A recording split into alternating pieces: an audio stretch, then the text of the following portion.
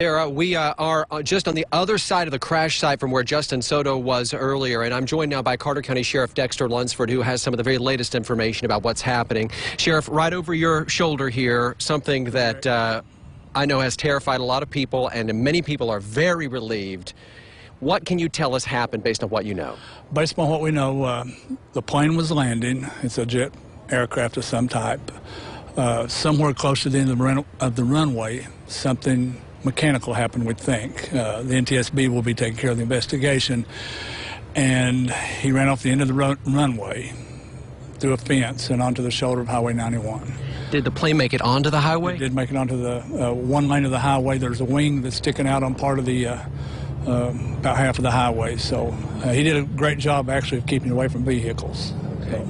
We have a bit of an obstructive view here because of planes, but if you and I could step out this way and maybe our camera could try to catch it. We're catching it now. Let's go back this way, Sheriff. What we're seeing is a crash site, and then a little bit off to the left, and people are smelling it in the air, burning fuel. What happened with that? It's the fuel from the aircraft. It got into there's a small stream that runs under Highway 91 in that area. And it's on top of the stream, so of course the best way of handling that, the fire chief tells me, just to let it burn out. Oh, no. Okay. That's the only thing you can do for it. You can't put water on water. Right. Sheriff, we understand Dale Earnhardt Jr., his wife, his child, and 2 pilots, as well as a dog, were on the plane. We've heard that at least Dale Jr. has had to go to the hospital. What can you tell us about what you've heard about their injuries? Well, I did talk to him. You talked to Dale Jr.? He was speaking. Okay. Standing next to him when he's on the stretcher. He's fine. Minor injuries. I think it's more maybe just precautionary more than anything else, but he was the only one that complained of any injuries that I'm aware of, and he was transported to the Johnson City Medical Center. And that's a very personal moment. You're, as a law enforcement officer, are there with people in that very stressful moment of trauma. Right. But as much as you can, for so many people who are hearing this and who love him and love his family for what they've done for racing, you're saying that you came upon the scene and they had already put him on a stretcher at that point? No, he was laying on the ground, okay, in a prone position on his back, was absolutely alert, conscious. He's fine. Him and his family, there's no one that's suffered any serious injuries, and the NASCAR world needs to know that. Him and his family are fine. I think you're helping to make a lot of people feel better about that right now. We heard he has been taken to the hospital, so that would be as a precaution. Is that from what you understand? I'm not going to comment on any detail about his injuries because I don't know, but I saw no trauma. Yeah. He was alert, talking, cooperative. No problems whatsoever. Didn't appear to be. Was he talking about just what had happened? No, just not yes, no. Answering more questions from the EMS was what he was. His conversation. He was just glad his family was okay since they were with him. I'm sure, absolutely. It had to be no doubt in my mind. We've all been on an airplane. It had to be a terrorist or a terrifying situation. Yes. Sheriff, planes coming in and out of here all the time. I know you've watched them all your life land at this airport, and for this weekend is typically a time when we see Dale Jr. and other drivers in and out of this airport, right? Oh, yes, a lot of the NASCAR drivers, families, officials coming in and out of this airport during all the races because it's convenient, just a 20-minute drive. Mm-hmm. And yes, they'll put their helicopters and airplanes in the hangars here and transport them to the raceway. I heard a comment earlier, this is a small-town airport, probably not enough room on the runway. This is actually suitable for jet service like this, right? There's plenty of room on this runway. Yes, it's not as you see if you look right there, there's a jet right there. If you look around, you'll see a few small jets. Nothing commercial and big, but it will handle small jet aircraft. Sheriff, this plane is in bad shape from what you're hearing. Totally destroyed, yes. Okay. It must be very difficult to try to gauge how long we're going to be dealing with a crash site on a state highway. Do you have any information about that? It will be closed until the NTSB and the FAA give us authority to clear it. It'll be blocked off totally. No one will be able to use 91, State Route 91 and they're probably 6 to 7 hours away from getting here. Okay. So we're talking at least probably the rest of the day. Probably tomorrow too.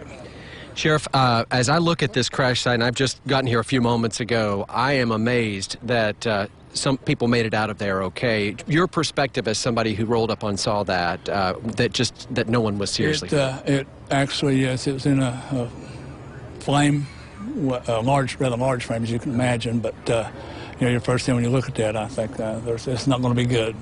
But to find out everybody's fine, no serious injuries, no vehicles hit. This is a very busy roadway. Yeah. We're very fortunate and blessed that no one was hurt. And final question that I have for you, there is on the other side of that road a large lake, and you said there's a creek. Are we dealing with an environmental issue no, here they I don't know what the correct terminology is, but they have bellows and stuff lay on top of the stream to keep the fuel from getting into that, so that's not a concern at all. Is there any other information that you think the public needs to know about tonight? No, everyone's fine, and we'll clean up the mess. And do you know there's going to be a media briefing? Is that what you're There will be, yes. We'll be setting up a tent and a place here in a few minutes for the media, because we're aware already this is going to draw national attention because of the occupants of the plane, and so we'll be taking care of that as soon as we get everything set up. Sheriff Dexter Lunceford, thank you. We appreciate your time. I appreciate it. And I know you need to go. Thank you very much. I appreciate it. And so as we continue, I think what we learned from the sheriff there was of significance that Dale Jr. was, in fact, on the ground. And whatever it was about that landing, there was something that made folks feel that he needed to be checked out, needed to be looked over, and needed to be secured at the hospital.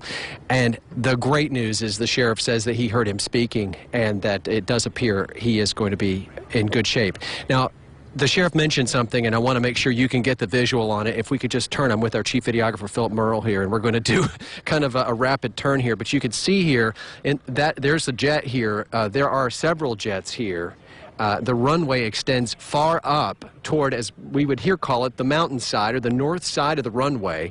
This would be the Stony Creek entrance as opposed to the city entrance. This is the normal entrance for planes onto this runway. And what we understand happened is that Dale Jr.'s plane is coming in from that direction, essentially.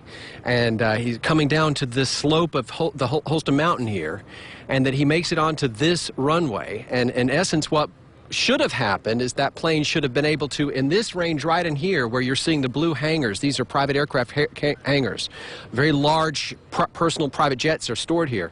It should have been able to stop there and then it seems turn at the bottom of the runway. But what happened, as you can see, is it did not. For whatever reason, and we're not close to apparently knowing the answer to that yet, that plane went through a fence and has now landed partially in Highway 91. And as the sheriff said, it is in essence destroyed.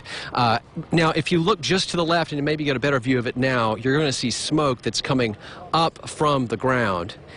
Even on both sides of the highway. And we were able to, when I first came 10 minutes ago, I got here, I thought the plane was still on fire. Not the case. What they're doing is, it seems, according to the sheriff, intentionally burning off jet fuel that spilled into a creek, which then went into a couple of ponds, which are nearby, I believe. And this would, of course, be very close to the Stony Creek, actually, that would then flow into the river, and the Watauga. It converges just upstream of here with the Watauga River. So we're dealing with, an important waterway. Good news from the sheriff. It does not appear that there is any sort of environmental impact that has taken place here today. What we are seeing is numerous county and city officials that are arriving here, and we're going to do our best to hear from them as we move through the next few minutes. But Sarah, good news. A lot of very relieved people here that Dale Earnhardt Jr., his family, 2 pilots, and we hear a dog are okay. We'll continue live coverage from here in Elizabethton. Now back to you.